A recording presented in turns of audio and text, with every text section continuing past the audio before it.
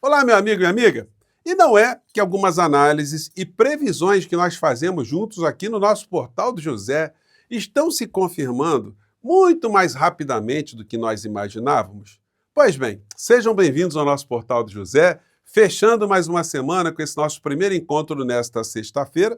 Lembrando que eu sempre faço 2 encontros diários com vocês. Um normalmente na hora do almoço, às vezes atrasa um pouquinho, meio-dia e pouquinho, e outro às 17h40. E sempre abro um chat para ficar batendo um papo com vocês meia hora antes de entrarmos no ar.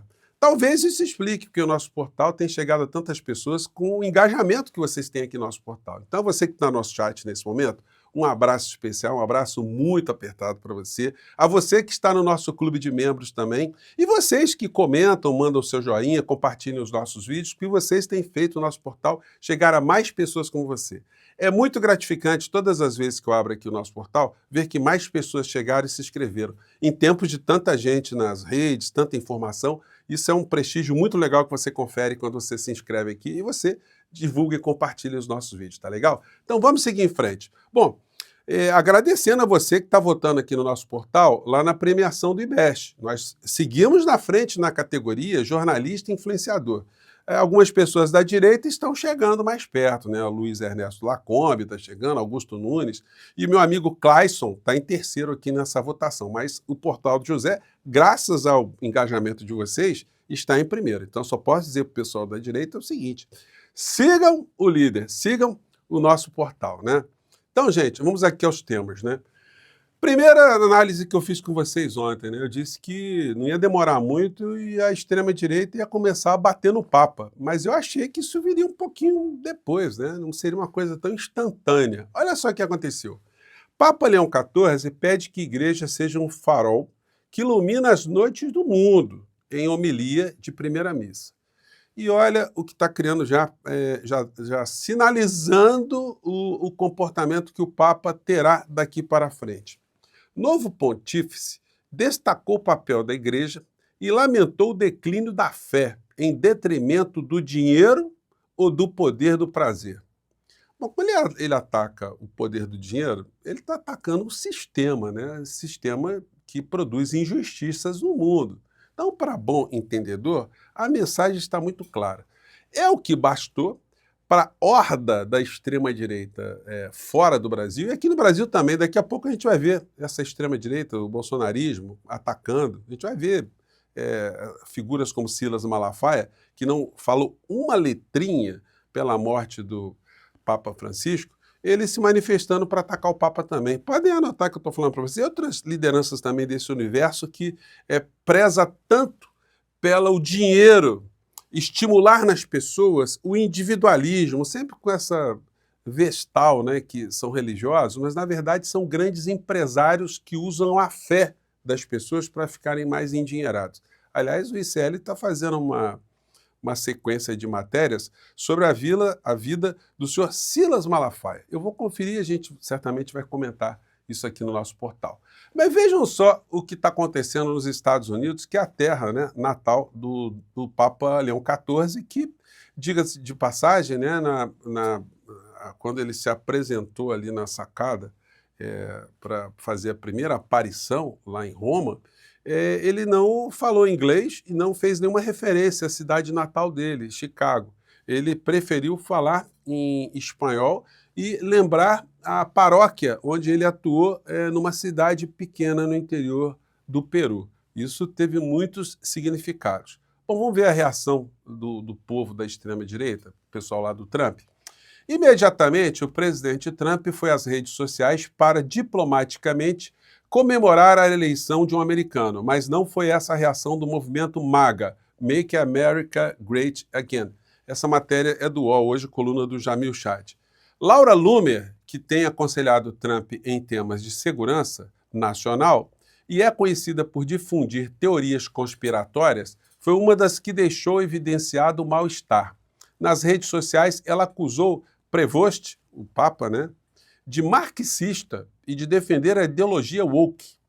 Mais um fantoche marxista no Vaticano, disse: não há nada de bom para os católicos no horizonte, falou a criatura, né? Dias antes do conclave, Steve Bannon, ex-estrategista de Trump e figura aliada ao bolsonarismo, alertou que Prevost seria, infelizmente, um dos mais progressistas.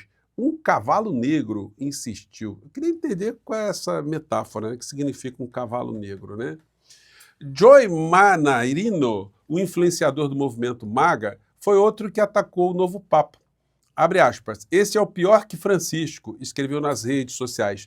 Pedaço de M, atacou. Estamos ferrados, completou. Outro nome relevante do movimento ultraconservador de Trump, Vince Langman, alertou que o americano foi escolhido por ser um nunca-Trump. Megyn Kelly, comentarista da extrema-direita e próxima do movimento conservador de Trump, alertou sobre o fato de o novo Papa ser relativamente jovem, o que lhe dará 2 décadas para fazer as reformas no Vaticano. Sim Davis, fundador do website ultraconservador The Federalist, afirmou que o novo Papa nasceu nos Estados Unidos, mas tema que seja um esquerdista e que use o Vaticano para conter o avanço do populismo nacional de Trump. Ele também alertou sobre promoção de ideias globalistas. Então, gente, está desenhado aí o cenário, né? Bom, o Dudu Bananinha, como nós vimos, não falou nada. O clã Bolsonaro não falou nada da morte do Papa Francisco, que agora estão tentando já lembrar alguma coisa, fazer algum aceno para o novo Papa. Mas logo, logo eles vão começar também a satanizar o Papa, né? Já que estamos falando de assuntos religiosos, assuntos bíblicos, enfim. O Bananinha esqueceu que já teve gente aqui dos Estados Unidos do Brasil, está falando mais que o Alexandre de Moraes vai ser preso, vão tirar o cartão de crédito dele, e podem anotar, a figura vai voltar para o Brasil para disputar eleições de 2026. Ele não gosta de perder boquinha, ele está suspenso do mandato dele, mas se ele quiser voltar para exercer o cargo dele, ele volta. E o suplente vai para casa, né? Então, o malandro é malandro mesmo, né? Agora, como todo malandro, comete também os seus deslizes.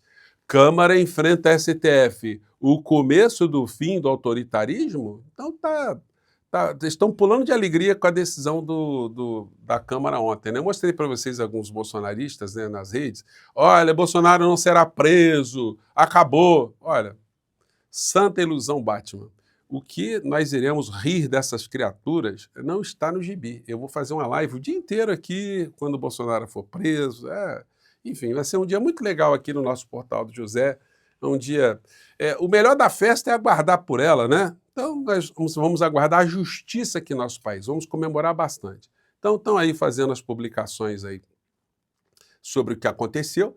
Mas o fato é que, tão logo a decisão da Câmara foi proferida, ou seja, tentando neutralizar a ação penal 12.100, que está ali o inelegível e toda a sua ORCRIM, que a galera começou a pular por todos os lados, mas o ministro Alexandre de Moraes, já recebendo a notificação, já mandou abrir hoje uma sessão, que vai até terça-feira, para que os 5 ministros da primeira turma analisem essa medida absolutamente inconstitucional que a Câmara teve de tentar bloquear a ação penal da ORCRIM de Bolsonaro por ter um deputado, hoje deputado, né, mas ele já fazia parte da ORCRIM antes de ser deputado, então eles estão tentando atrair toda uma neutralidade, uma suspensão contra a ORCRIM em função do ramagem. Obviamente, o Supremo Tribunal Federal, vamos cravar aqui, dará 5-0 contra essa ORCRIM. E o ministro Alexandre de Moraes, ele mostra que não está com muita paciência com os representantes desse munducão, né? E dentro do Supremo Tribunal Federal nós temos um personagem que é um representante desse munducão, que é o terrivelmente direitista, né? Ele fala terrivelmente evangélico, mas de evangélico essa gente não tem nada, né? Então aconteceu o seguinte, o ministro estava falando e o Mendonça, totalmente sem educação, tentou interrompê-lo. O resultado foi isso aqui, ó. Outra instituição é que tem interesses privados também. Assim, a discussão aqui, até voltar um pouquinho, a discussão aqui era o seguinte, se os membros da Advocacia Geral da União, que pertencem a um órgão de Estado, defendem os interesses da União, se eles teriam que ficar subordinados também às orientações ou decisões ou ditames da Ordem dos Advogados do Brasil, que é uma instituição privada, né? Diga-se passagem. E aí o André Mendonça foi interromper o ministro Alexandre. Já tinha interrompido uma vez, aí foi interromper a segunda vez. É que se viu foi isso aqui. Ó. Eu não me oponho a ser vencido na tese, mas não há relação de subordinação, nunca houve essa discussão. Ministro André, posso falar? Eu ouvi Vossa Excelência com muito respeito, prestei atenção. Se Vossa Excelência permitir, eu continuo. Veja, nós não podemos... Aqui, se o advogado da União, se o procurador do Estado quiser se inscrever para concorrer ao 5º Constitucional, inclusive, aqui, nós devemos... Então, essa foi a discussão, mas mostra assim, o ministro, ele é muito firme, ele não está perdendo a concentração em meio a tantas coisas que estão acontecendo, né?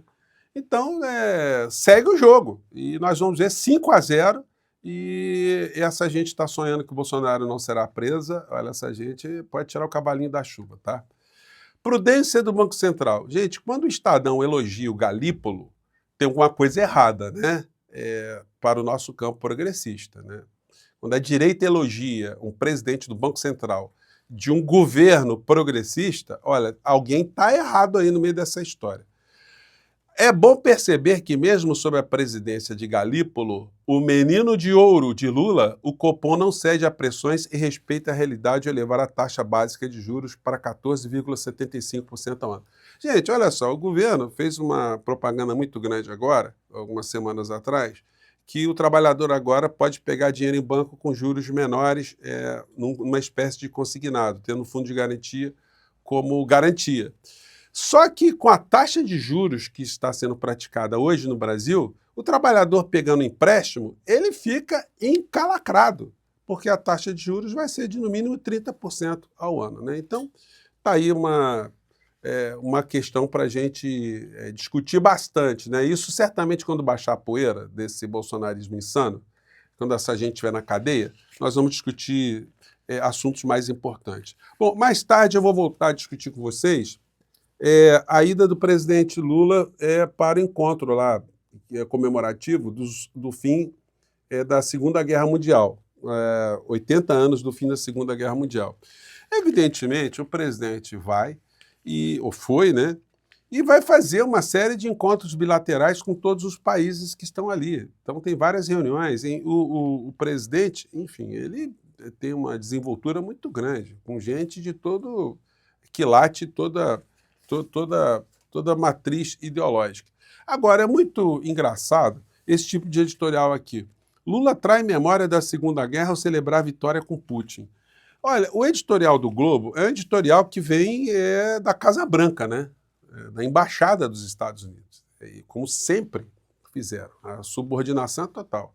Porque não há nenhum filtro, né? Quando algum chefe de Estado se reúne, por exemplo, com o ditador da Arábia Saudita, o próprio governo americano, que tem patrocinado o genocídio junto com Israel contra o povo palestino em Gaza. Então, as críticas são muito superficiais, né?